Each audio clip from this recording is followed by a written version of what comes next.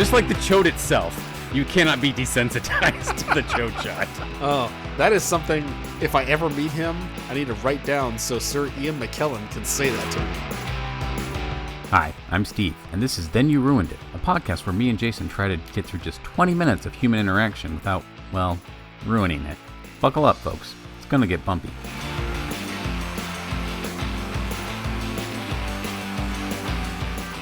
I don't have a good intro to this, but I almost died, and that was kind of funny. I mean, yeah, it could be. I think anyone who's listened to the show, even, I'd say, 3 episodes, you've probably pegged that what will kill me in the end is my own hubris.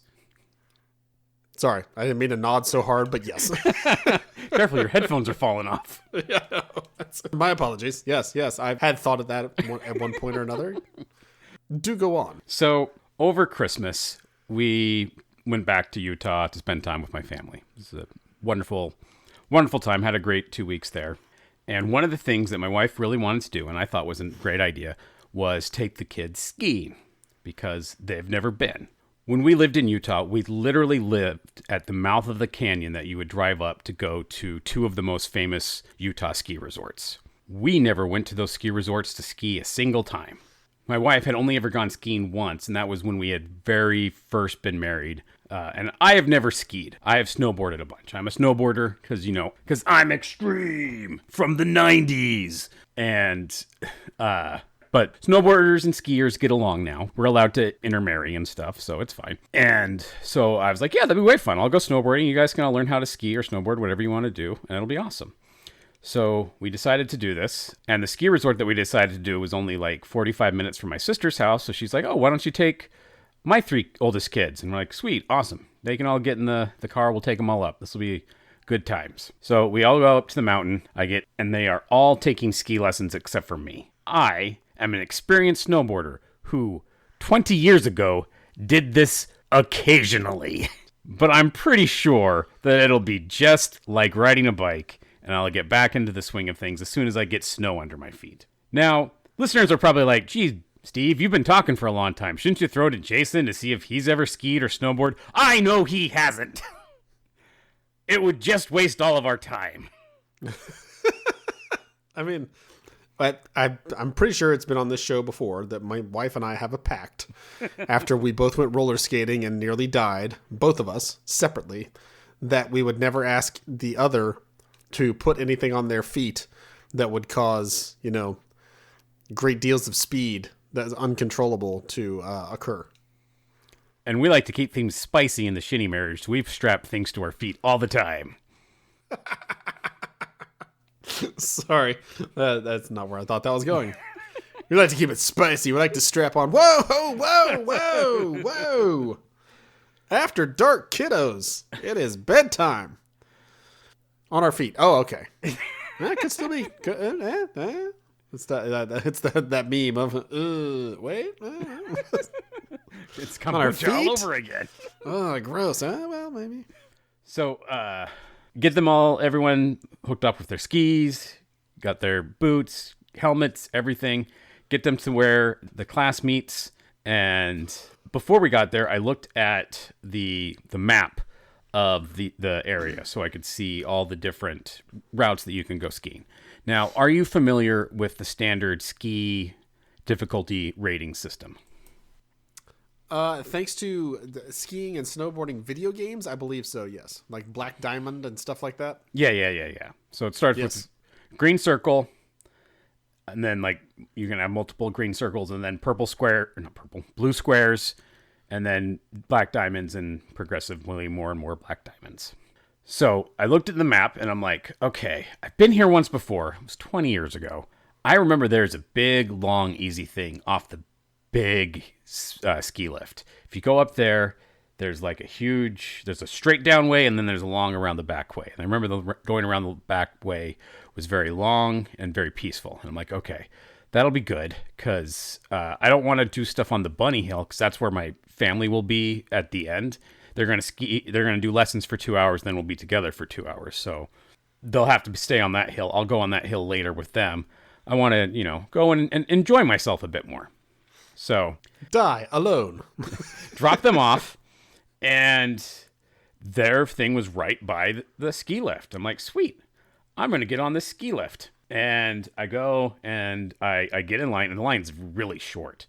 And it just like at a roller coaster, they have the regular line and the single rider's line. So if you're a loser out by yourself skiing, you can at least get up the hill faster.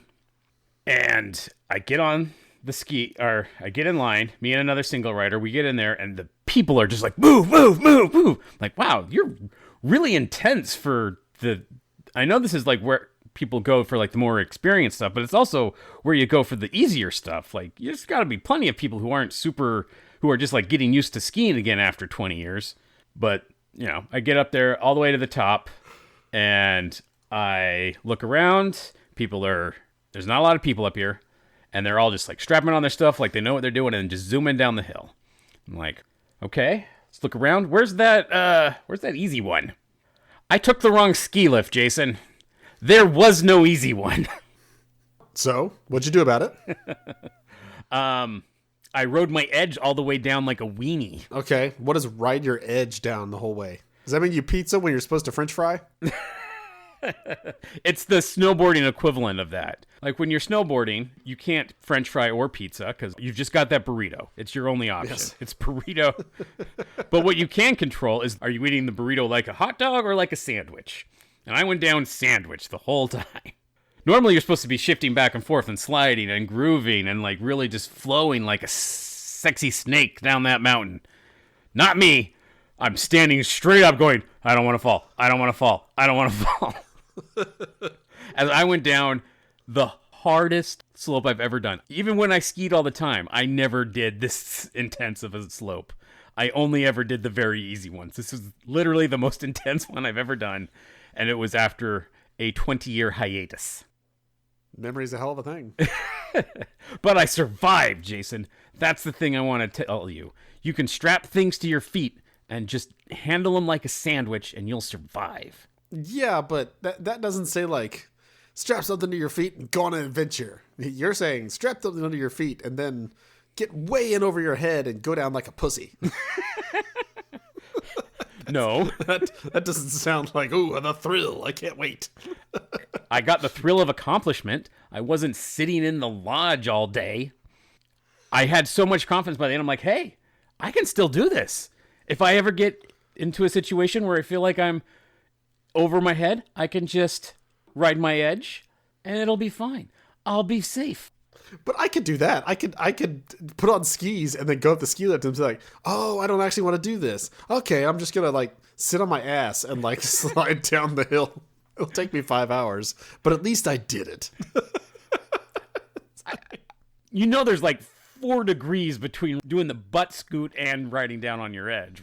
Like, I'm still way, way better than you. I want the record to show that I am way, way better than Jason at this thing. That he's the record never show done. In a podcast that Jason does not edit. That Steve is the man and has the biggest penis and the most virility, as we found out in the last episode, of any man ever. Well, you might think that, but then I had to go. Made it to the bottom of the mountain, and I'm like, okay, lesson learned. I need to stick in my lane. I'm gonna go find the right ski lift. I found the right ski lift. I went up to the top. I found the right path. I'm like, it's called Gentle Ben. There's no more reassuring name for a ski lift than the name of the bear that didn't eat people. They might as well have called it Winnie the Pooh. So I started going down, and now this time I'm like, okay, hot dog, switch to sandwich, backwards hot dog, sandwich, hot dog. I'm cruising around. I'm getting my sexy snake on. I look great. And then there hot dog sandwich. Hot dog sandwich. I'm a sexy snake. Yes. Your opinions of yourself are all over the place on this day. Meanwhile, anybody looking at this jackass from afar is just like, that guy's literally never done this before. No.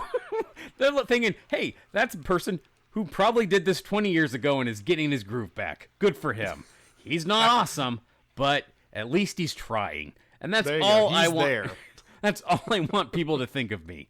At least he's trying. There is a worthiness in the doing. And if you're not doing it, then yes, there's not as much reason to say, at least you tried a thing. So I will contend that you probably looked like a moron.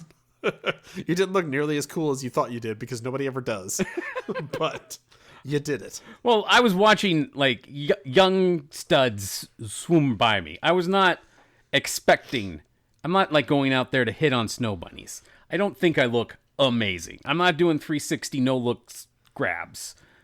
I'm just getting down the mountain and I'm having a great time until I hit this nice smooth area. Usually you're like going up and down hills or like interacting with obstacles. There was just this long bit, and I didn't really focus that long. I kind of straightened my back a little bit, and I literally thought to myself, man, I can do this again. I'm snowboarding like a mamma jamma. Boom! And I beefed it so hard. Literally, as I was saying, like a mamma jamma, I lost all contact with the ground, and then got a lot of contact with the ground. There we go. That's the one I was looking for. You have no idea how your legs got in this position. Where's your goggles are on your feet, and you're saying to yourself, that wasn't sandwich or hot dog. I'm like some sort of chow mein dish. And a child, not a hot woman, not an adult man, not even someone your age. A child probably came over and was like, shh, hey man, you beefed it pretty hard. Do you need help? The thing is, like, snowboarding is awesome. I do think it's a ton of fun. I have no intention of giving it up for skiing. My wife's like, oh, you could ski with us next time. I'm like, screw that, square. But there is a downside that if you fall the wrong way, you are kind of like a turtle, where you're like, I can't flip over. And I had to like do a little somersault so that I could get my hands under me and I could get myself up. But after that, I look cool enough. You gave some other people a hell of a show that day. And you should be commended for that. I firmly believe that when we die, we get to watch a movie of ourselves and just like relive all the good times. We're going to watch that in slow-mo with the internal monologue. Oh, yeah. Yeah, if you get to watch, anything that's like metaphysical or whatever, it's like, oh, I get to see everything that was happening at that moment, because it's like a camera and a recorder was recording everything at that moment. So I get to relive it, basically. Like a mamma jam. And everyone else in heaven gets to watch too on a big screen. It's just like, no. This is our favorite part. This is why we're really glad we got to come to heaven. That's why it's heaven, is you get to watch other people at their lowest moments. It's just America's Funniest Home Videos all the time. But it's real people, and it's the people that have just arrived in heaven. Wouldn't that be worth not murdering for? I mean, I've just described my most favorable, gosh, I really hope that's true, view of heaven ever. So, yeah, I certainly think so. Yeah. Like, as you arrive, that's what you are, getting checked into the pearly gates, and you're getting all the T's crossed, well, the crosses crossed, and I's dotted. And as you're doing that, it's playing on a giant screen wherever anybody in heaven is, your failures. I'm going to watch when I fell off the skateboard and did the splits. I'm going to watch when I landed on my head right after I got my wisdom teeth out. I'm going to watch all these things. It's going to be great. Yes. Like, everybody in heaven is very familiar with the taint. Oh, it's the gooch. Yes, it's the gooch again. I mean, they're probably tired of it by now. They want something new. No. There are like only 3 things that I never get tired of. And one of them is laughing at a good chode shot. I will never be desensitized. Just like the chode itself. You cannot be desensitized to the chode shot. Oh, that is something, if I ever meet him, I need to write down so Sir Ian McKellen can say that to me. like the chode itself. One can never be completely desensitized.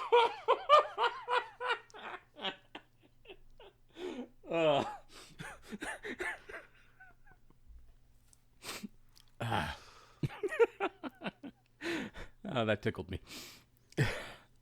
See? That's it. Oh, new addition to heaven. Can we get an addendum? Addendum? Yeah, one of those. A supersize.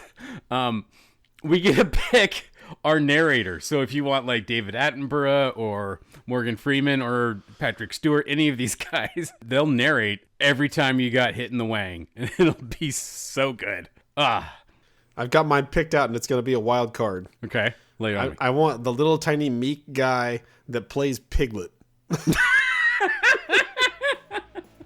Okay, yeah. That's perfect for you. Because half the time I bet your internal monologue is just stuttering about how you're scared. More or less, yeah. It'll fit perfectly.